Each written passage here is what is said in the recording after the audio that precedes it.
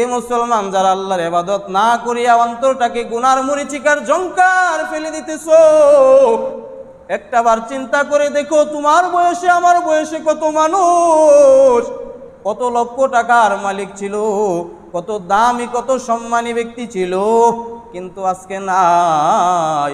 তুমি আমি থাকবো কোন চিন্তায় আমরা আল্লাহকে বলে রইলাম। আল্লাহ বলে ইয়া আইয়ুহাল ইনসান মা গররাকা বিরাব্বিকাল কারীম, হে মানুষ তোরে আমি আল্লাহ থেকে কোন জিনিস ফিরাইয়া রাখলো, হে মানুষ তোরে আমি আল্লাহ থেকে কোন জিনিস বিমুখ করিয়া রাখলো। আমরা বলি হুজুর নামাজ পড়বো, আমরা তো কাজ কইরাই টাইম পাই না, নামাজ পড়বো কেমনে? হুজুর বন্ধ গুরু লইয়া লইলে গুরু নিয়ে গেলে তো নামাজের সময় নাই, নামাজ কেমনে পড়বো? হুজুর জাল নিয়ে যদি মাছ ধরায় যায়, নামাজ পড়ার টাইম কই দেয়? আল্লাহ বলেন বান্দা আল্লাহর হুকুম অমান্য করিয়া তোমার ঠিকানা জাহান্নাম বানাইতেছো।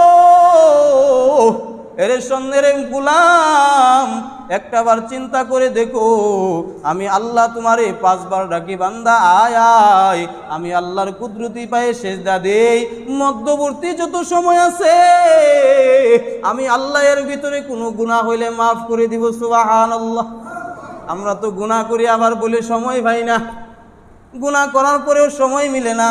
আল্লাহ বলে গোলাম এত সুন্দর করে তোরে বানাইলাম, তুই তাকায়া দেখ কত মানুষ 2টা হাত নাই, 2টা পা নাই, 2টা চক্ষু নাই, কত মানুষ ল্যাংড়া তোর হাঁটতে পারে না, চলতে পারে না।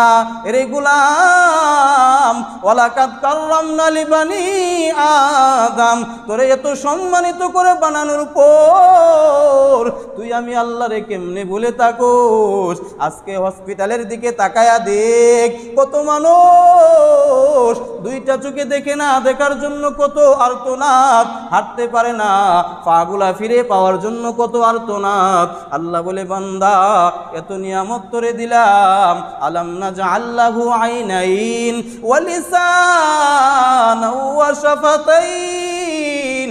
হে বান্দা বল, হে গোলাম বল, আমি আল্লাহর কোন নিয়ামত তুই অস্বীকার করবি? আলাম নাজআল লাহু আইনাইন, আমি আল্লাহ কি তোরে 2টা চোখ দেই নাই? ওয়া লিসানাও ওয়া শাফাতাইন, আমি আল্লাহ কি তোর কথাগুলা স্পষ্টভাবে মানুষ বোঝার জন্য তোর কি 2টা টুট দেই না?